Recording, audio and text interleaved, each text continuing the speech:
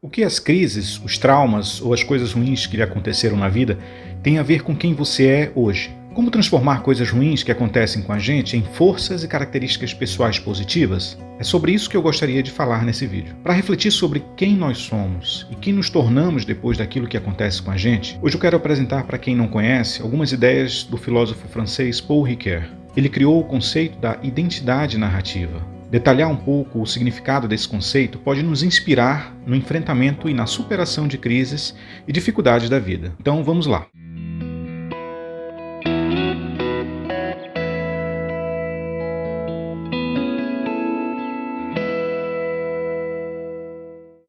Como você responde quando alguém te pergunta quem é você? Normalmente você diz o seu nome, mas isso não diz exatamente quem você é, como você é. Daí você pode continuar a falar e dar mais informações a seu respeito. Por exemplo, pode dizer quem são seus pais, de onde você veio, com o que você trabalha, etc. Todas essas coisas até ajudam a ter noção de quem você é, mas mesmo assim elas também não definem de maneira definitiva, única, quem realmente é você. Sempre fica faltando algo. O significado da expressão identidade narrativa pressupõe justamente que, para responder de maneira mais completa a pergunta quem é você, e assim permitir que a outra pessoa tenha a ideia mais clara, nós precisamos contar a nossa história. Mas esse conceito vai mais além e diz que quem nós somos, nós vamos construindo, ou melhor, contando, narrando, numa história que é a nossa própria vida. É nessa história, que é a nossa vida, que vamos construindo nosso jeito de ser, nossa personalidade, nossa identidade. Uma história que está sempre inacabada, sempre em construção. Acontece que toda narrativa, para ser compreensível, precisa ter um sentido. Toda história tem uma moral. Você já ouviu falar da expressão a moral da história? Quando alguém te conta uma história, você sempre fica se perguntando qual é a moral dessa história.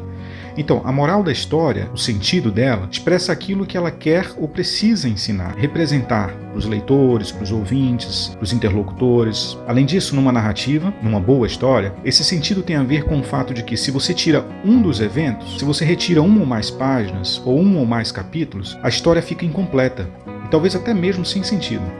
Ela perde a coesão, a coerência. A gente fica sem entender muito bem. Então, voltando à ideia da identidade narrativa, como eu disse, esse conceito indica que quem nós somos, nós vamos construindo numa história, que estamos contando. E tudo que acontece nela, de certa forma, explica, fala, ajuda a compreender quem nós somos, a nossa identidade. Nós, que somos ou deveríamos ser os protagonistas e os narradores dessa história.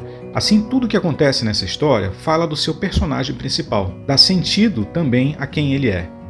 Mas uma coisa muito importante de enfatizar aqui é que, além de a história de quem nós somos estar sempre incompleta, em construção, ela não é uma história homogênea, certinha, previsível. Quem dera se fosse, hein? Se tudo que a gente planejasse desse certo ou ocorresse exatamente como planejado, sempre. Mas não é assim.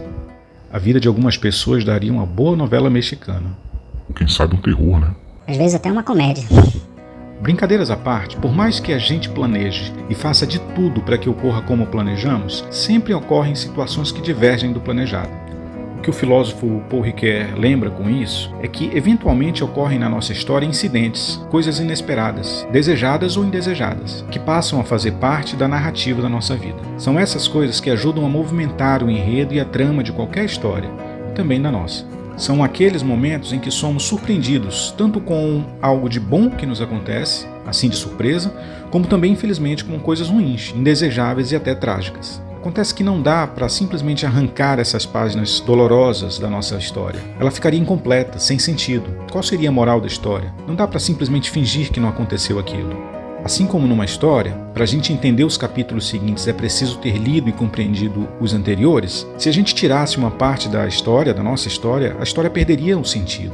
Então observe que começa a ficar mais claro como o conceito de identidade narrativa tem a ver também com enfrentar crises ou superar traumas, por exemplo. O que fazer com aquelas coisas que acontecem com a gente e que não dependem da nossa escolha? Ou seja, desses eventos inesperados, indesejados e até trágicos na nossa vida, como eu falei ainda há pouco. Eles também fazem parte da nossa história. Consequentemente, eles também ajudam a moldar quem nós somos. E sendo assim, surge a pergunta: como dar sentido a algo doloroso ou indesejável que nos aconteceu? De maneira que não prejudique o sentido da história como um todo, ou que não prejudique as características do protagonista da nossa história, ou seja, de nós mesmos. Paul Ricoeur sugere que o que precisamos fazer quando somos surpreendidos diante dessas crises de sentido na nossa narrativa é assumirmos com mais força a nossa condição de narradores, de autores dela. para que ela possa avançar, fazendo convergir quem nós queremos ser, quem nós dizemos ser, a nossa identidade, com os fatos divergentes e inesperados que surgem na vida. Trata-se então de encaixar esses eventos inesperados de maneira que a nossa história não perca o seu sentido e a sua coerência, com aquilo que queremos ser reconhecidos, com aquilo que gostaríamos que fosse a nossa marca, a marca característica de nosso protagonista, ou seja, de nós mesmos, a nossa identidade. Significa então que sempre podemos usar desse mesmo evento inesperado e indesejado para que também ele contribua para dar sentido à nossa história e a quem nós somos nela. Nada fica perdido, nada fica sem sentido na nossa história.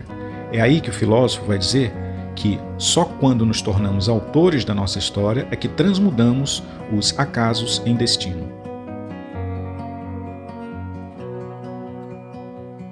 Sobreviver a algo doloroso que nos aconteça é transmudar o acaso em destino. É reconfigurar a nossa história, a nossa identidade. É encaixar um evento, uma página, um capítulo doloroso ou trágico, encaixar isso no enredo da nossa história, permitindo que ela continue e com um sentido.